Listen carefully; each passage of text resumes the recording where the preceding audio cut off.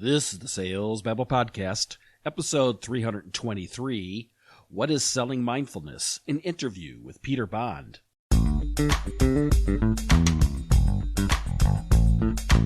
Welcome to Sales Babble, the podcast that shares selling secrets for non-sellers. And now your host, Pat Helmers.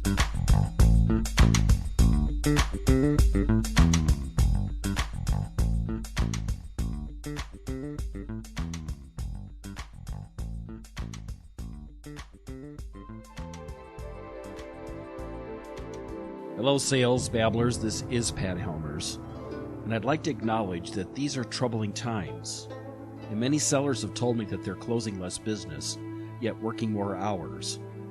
This is a recipe ripe for unproductivity, stress, and anxiety, which is why I asked Peter Bond to join us today.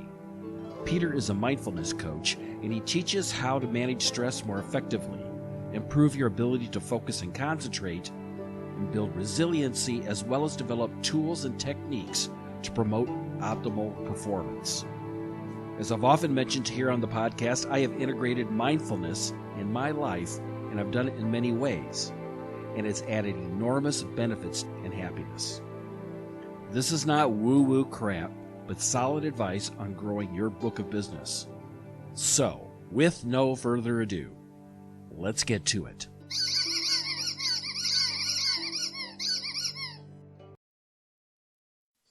Welcome, Peter. You ready to babble? Can't wait. Thanks, Pat.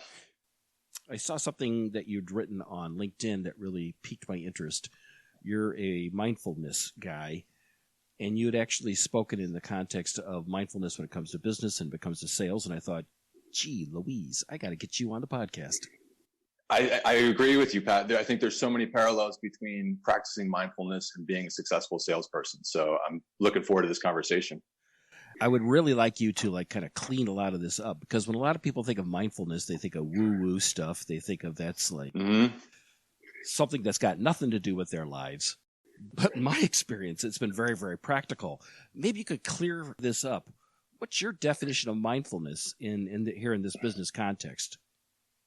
It's a great starting point. Mindfulness is really just about paying attention. And when we talk about mindfulness, we're talking about the mindfulness-based stress reduction program that was started back in the 90s by John Kabat-Zinn. And I think mindfulness can help us in a plethora of ways, but especially for our salespeople, our mindfulness can help us deal with emotional stress. It can help us build confidence, and it help us improve our productivity. Reducing stress. What was that work that they were working on? What was the study? So there's been numerous studies. There's a great study out of Harvard, which I'd like to talk about. They looked at a group of two different groups. One group went through a mindfulness-based stress reduction program, and another group went through just a regular old stress reduction program. And at the end of the two different sessions, they scanned the participants' brains, and the participants in the mindfulness-based stress reduction program had statistically significant changes in areas of their prefrontal cortex that correspond with areas of memory and cognition. And really this was one of the first times seeing kind of within the brain scans, all the stuff that people who practice mindfulness talk about the benefits. But I know you practice mindfulness, Pat. What kind of benefits have you seen in your life? Well, I think it's clarified. Mindfulness is clarified in my mind, what's important and what's not. So it's actually given me a fair amount. It has reduced a lot of my stress, and it's allowed me to focus on things that are important. In the work that I've done, I've been able to become a better listener, which I think is one of the biggest problems salespeople have, is they don't listen very well. Definitely. I think that's a great point. And I think being more present and learning to be more present, because how often in conversations are people thinking about what they're going to say back, or their minds wander to what they're going to do after work. And I love the quote that our presence is one of the greatest gifts we can give someone. And I think mindfulness can build our ability to be more present and be more focused, especially when you're talking about a long day of having to continuously be on and having to continuously working with people. Yeah, I don't know how many times it's come around. 2:00 comes around, and I am absolutely exhausted, and I've still got 4 more hours to go. And a little bit of mindfulness, a little bit of meditation can make all the difference. I completely agree, and I appreciate you saying that. And I think that can be it can be a short-term fix, and it also has long-term effects. It can be exactly that 2:00, you're out selling, you're feeling drained, you still want to have a good day, and you still have a lot more clients to speak with. It could be as simple as taking 5 minutes, listening to a quick guided mindfulness meditation, maybe just doing a quick 1-minute breathing session. It's amazing how much just these little micro moments can really help our day and help us really make the most of our day. Yeah. But then also in the long term, which I think you hit it out earlier, is if we can sustain these practices, we can actually see the science and we can actually change the physical makeup of our brain. Just like we can go to the gym, we can go and pump iron, or we can, grow bigger biceps and improve our cardiovascular health. It's the exact same thing with our brain. We can increase our ability to focus. We can actually increase our confidence. We can increase our listening skills, which you hit on too, which I love as well. So why is it that being mindful actually works and actually makes it easier for you or better for you to focus? What's going on here? I think it's two-pronged. It's a practice, just like how I mentioned. If we actually go to the gym, how are you going to improve your cardiovascular health? You're going to get on a fitness regimen and you're going to stay with it. It's just like that. We're doing these exercises. When you're practicing mindfulness, as simple as if you're trying to focus in your breath, what happens when you try to do your mindfulness practice? You try to focus on one thing. That's a question? Yes. That's a question for you, Pat. So the question is if I focus on my breath, where's my mind at? Mm-hmm. Yeah, it's not a trick question. I typically, if we try to focus in on one thing, pretty much all of us, another thought's going to pop into our head. If not, once we try to focus in on one thing, we might start thinking about what we're going to do after work, this big project we have due. And if we can recognize that and be aware of that and shift our attention back to focusing on our breath, that's like we just did a bicep curl for our brain. It's that attention redirection, and that's where you're building the ability to focus there through that action. Yeah. And if you repetitively do that through a mindfulness practice, just like you repetitively lift weights, you're going to build that muscle. One thing I found when I started a lot of this, my mind had a tendency to wander a lot when I'm breathing. And that's what the mind does. I think we're actually kind of designed to be that way. Definitely. But I've found over time, I've been able to bring my thoughts back into some center, or back into just I brought this up once before on Sales Babble, that I used the Calm app. It was one of the top 10 tools that Neil Christensen and I do. Mm-hmm. And it's really good at letting you focus on your breath, which is in the moment, which is the now. And I've found over time, it's gotten easier and easier to focus on that breath and not let my mind wander off on my next to-do list. Definitely. And I think that translates to when you're in a stressful situation, when you're dealing with a lot of different information coming in, can you kind of cut through all the noise and stay focused? And I think that that's something that your practice will translate to. And I'm sure you've seen some kind of improvements as well in just your regular day in life from your practice. Yeah. And you bring up something I want to get back to, because you mentioned this at the beginning of our conversation, that a lot of those studies were working on stress. Maybe you can speak some more about what's going on there. Definitely. And I think we don't realize, I think a lot of times we think of stress as being ambiguous, kind of maybe how stressed do we feel? But according to the American Medical Association, as much as 90% of all doctors' visits are for stress-related disorders or diseases. And I think stress can have a massive impact on our lives. And it's one of those things, I'm a big sports guy, so I like paralleling with athletics. Yep. And a dehydrated athlete, which is 2.5% body weight loss in form of sweat, they're going to experience a 45% loss in capacity to perform high-intensity exercises. And there's a great parallel. When we're stressed, we might not feel it. We might feel a bit stressed out, and that might not really feel something quantifiable, but we can actually look at cortisol levels. We can measure stress levels. And the higher stress level we are, our performance is dropping off hugely. Our decision-making ability, our ability to focus and concentrate, it's really just dropping off. And I think that's why you're seeing these top CEOs, these professional athletes who are investing in all these mind trainings, mindfulness, mindset, meditation. I think it's one of the biggest growing kind of areas of peak performance for high performing executives. And there's a really good reason for that.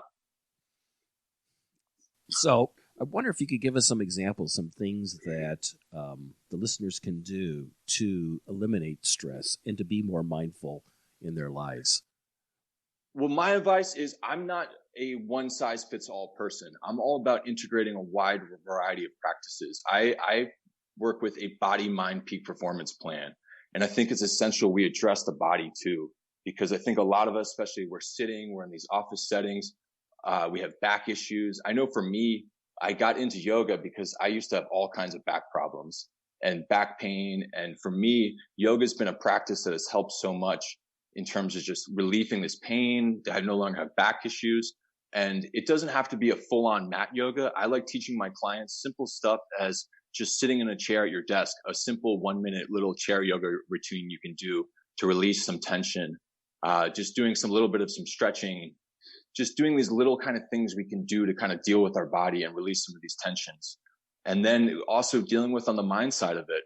I think mindfulness is a great practice, but I know that you do a plethora of things as well. Things like journaling, your morning journal. I think that's a great way. These are all little mindset prep tips we can take to kind of put our mind in the right place to help encourage workflow and help encourage us to hyper focus in.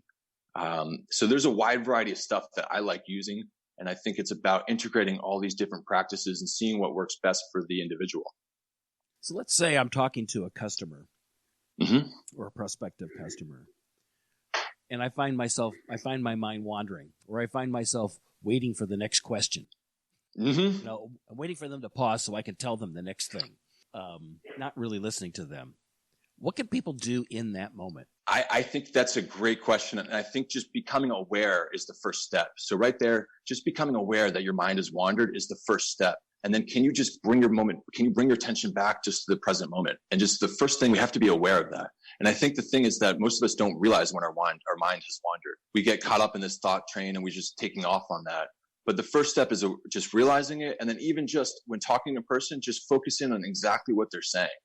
Can you make better eye contact? Can you really hear what they're saying and just try to give them more of your attention? I like that. I think that's really true. When you and I were speaking last week, you were very interested in this idea of confidence, which is fun because I have a class called Selling with Confidence, an online class, which by the way, folks, if you want to buy it, it's right online. It's extremely inexpensive. Why confidence? Why does that intrigue you? Confidence, I think, is key. And the one thing that really intrigues me is whether it's confidence. I think a lot of these things, we think that we have these fixed traits. It's just I was either born confident or I wasn't. And I think that's one of the biggest limiting kind of ideas out there. And we have to realize that we can build confidence. We can gain confidence. And even mindfulness on the science side of it, a consistent mindfulness practice can actually decrease the activity in your amygdala. And this is an area of our brain that corresponds with our fight or flight. And typically people who have a lot of fear in their life and a lot of trauma can have an overactive amygdala. And that can kind of keep us stuck in this fear world. So even a mindfulness practice, the long-term benefits can be, you could actually change the makeup of your amygdala, which can then translate into all kinds of benefits. Salespeople live in a world of fear.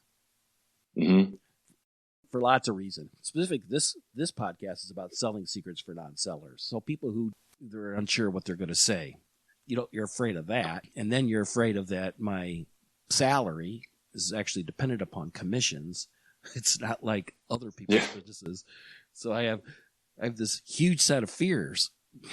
Talking to strangers, thinking they're going to do something for me. And if it doesn't, it's going to turn out that my family's going to leave me or I'm going to be thrown destitute onto the street. Definitely. Definitely. Let's take a look at some of those fears. And I think one of the things I think we all fear rejection. And I think in selling, you have to learn to thrive off rejection. And I think that for the normal person, dealing with the no's and the rejection can kind of shut them down and that can kind of weigh on them. And I love the parallel example coming back to sports. Novak Djokovic, the number one ranked tennis player in the world, is also a mindfulness practitioner. And he talks about how when he was first entered the professional circuit, he would hit a bad shot and he'd get caught up thinking in his head that just, I'm not as good as these top guys. I'm never going to be as good as they are. And he'd get caught up in that negative thought train. And he talks about after he started practicing mindfulness, he still has those negative thoughts that come up, but he's able to see them for what they are and let them pass through without getting attached to it. And I think that's a great parallel with selling. When we go out and we get these rejections, or we have we're not making the progress we like, we can either get attached to that story and start thinking, I'm not that confident, I'm not that good at this, or we can see it for what it is and let it pass and let us stay focused and moving on. And I think that's really, we're talking about resiliency too. And I think that's one of the big things in the professional world. People are looking for their employees to have more resilience. And that's another parallel too that the research supports. A mindfulness practice can build your resiliency. And I think that in turn is going to help you long run career, life in general as well. Yeah. It's interesting. I always think of like the Greeks and the Romans, you know, that warrior mindset, that not only were they had strong bodies, but they had those Athenians had strong minds. Which I like because, you know, this whole big stoic thing that I've been on the last year. Mm-hmm. And I think the Stoics, there's so many parallels between Stoicism and mindfulness. And even just dealing, I think there's a Stoic practice of wearing a tunic of low status or low color, to go out and basically wear this tunic that doesn't look good and deal with people kind of ridiculing you. And that might sound like a kind of an obscure practice, but I think that again is dealing with not letting other people's thoughts and opinions about you bother you as much. And that might sound kind of out there, but I've even heard modern day Stoic enthusiast Tim Ferriss talk about the practice of going to, let's say you're going to go to Starbucks to order a coffee, and he endorses the idea of lying on the floor without telling anyone around you, just lying on the floor for 30 seconds and then getting back up. And just that might sound ridiculous, but just the idea of doing something that is so out there where people are going to look at you and think you're weird and strange, and just dealing with that. And that might not be for everyone, or even if I'm endorsing that or say I've done it, but I think it's this idea of putting yourself out there and growing through the experience. And I love the Navy SEALs. I think the Navy SEALs are some of the greatest people to learn mindset training from. In specialty, I really appreciate David Goggins. And he talks so much about learning to embrace the suck.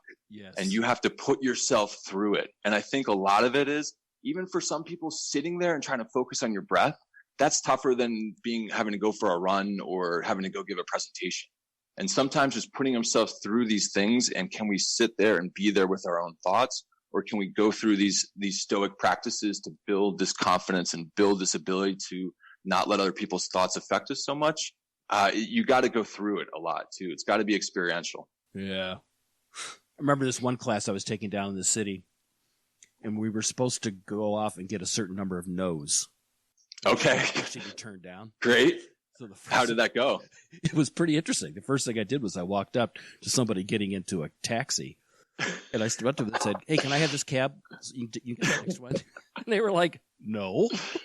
And they got in the cab and drove off. And I'm like, "Well, there's one." And you laugh. It's kind of like what I commonly believe is one of the best ways to learn something about sales is to go get a call center job for like 2-3 months. Mm-hmm. And get on the phone and be told no a bunch of times. And then you realize it's got nothing to do with you. It's nothing personal. It's just business. And it makes you, it toughens you up a little bit. Mm-hmm. Mm-hmm. How did you feel after you got all your 20 no's? Oh, it's empowering. Great. Because here I am right now, and I work this every so often, and I still think about that, and I'm like, yeah, that was empowering. Definitely. I think even for me, one of the biggest wins being an entrepreneur is you can't let other people's thoughts influence you as much. Obviously, you don't want to live in isolation, but you can't let a no kind of crush you. You got to be able to go through that and still see the value that you're bringing. Yep. So if you could give the listeners one piece of advice that they could go and take action on, what would that be? I would say start a mindfulness practice right now. And I think that I personally I say commit to trying 3 minutes a day, 3 times a week. And I think we live in a day and age of there is infinite resources out there. There are so many apps. I know you mentioned you like Calm. There's Headspace. I like the Insight Meditation Timer app. It's a free app. It's a freemium model, so you can pay in for more stuff. But they have all kinds of guided mindfulness meditations. You can lead you through courses. And I think just starting with a low barrier of entry, I think starting with something as easy as 3 minutes, if that even seems a lot, I'd say 1 minute. 1 minute twice a week. Start with a goal you can exceed. And even just committing and doing that minute, 3 minutes, if you can start making that habit, that's where you're really going to start seeing the gains and the growth. And when I'm out in the field, I hear more often than not is my mind is too busy to meditate. I hear that all the time. And to me, that's essentially saying that I'm too dirty to take a shower.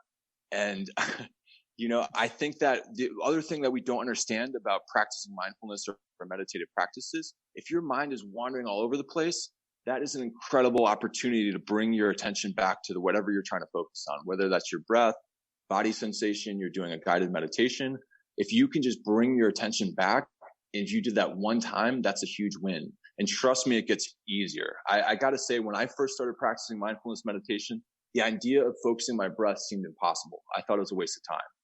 And it can feel like a wild beast, kind of trying to rein it in, but set low levels of kind of barrier of entry. If you can one time realize your mind has wandered and you're planning your grocery list, and you say, oh, hey, I'm taking a minute to practice meditation, and you can bring your attention back to your breath, that is a huge win. And if you can get in the habit of just doing that, it's going to pick up your ability to kind of practice mindfulness is going to increase. And then you're going to start feeling more benefits. For me, when I'm in between clients, I'll quickly just put on my timer. I'll set my timer for 5 minutes. I'll sit in my car. I'll be focusing on my breath. And 5 minutes, it's incredible what that does for just to stay with it, my positivity, just to shake some stress off.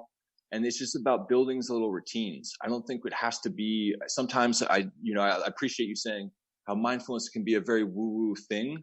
And I think it can feel very out there, but really just think about it. I love how Bill Gates talks about, he now sees meditation working out his mind just like he works his body out. And I think if we can get in that idea of, we all understand the benefits of going to the gym. I think unfortunately, most of us don't understand that same parallel with training our mind. But if we can get in that habit and just committing a little bit of time, just doing a little bit of practice and realizing it's going to be challenging at first, but as you get better, just like if you haven't run for years, it's going to be a little bit tough that first run.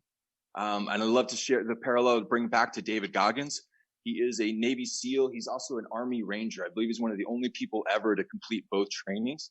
But at one point in his life, in his 20s, he was spraying for bugs. He was 280 pounds.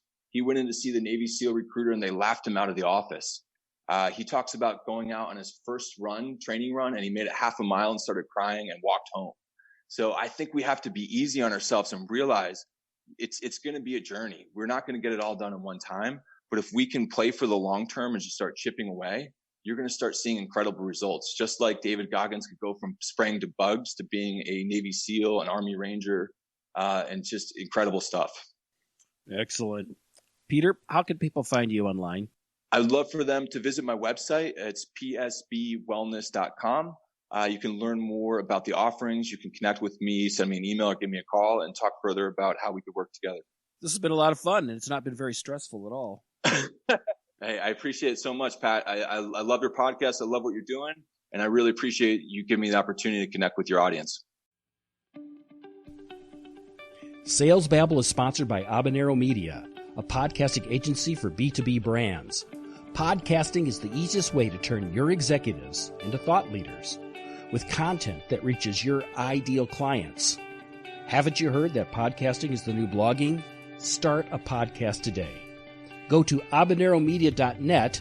That's habanero with an H, like the hot pepper. It's a hot idea. Go to habaneromedia.net and start podcasting today.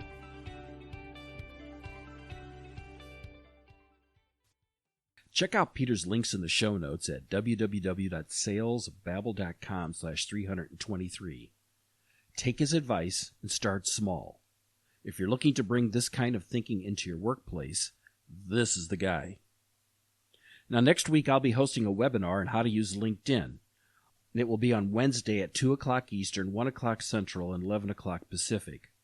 We'll be talking about how to use this system for finding ideal customers, how to connect, how to introduce yourself, and how to turn that conversation into a sales call. This is great stuff. Don't miss it. And speaking about not missing it, don't miss this Thursday's Sales Babble Telebabble conference call. It's an opportunity for you to connect with other salespeople and share selling insights with each other. Now, we can't meet at a sales conference. We can't make friends over coffee or drinks, but you can meet at the Telebabble, and you don't need to wash your hands. That's all I've got for this week, folks. Until next week, take care and have a highly successful and productive selling day.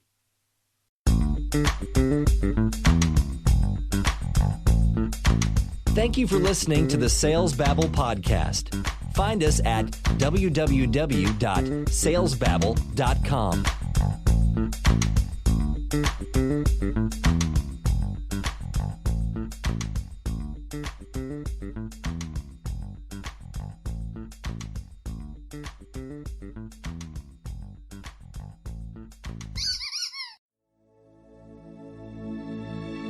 This is a production of Habanero Media.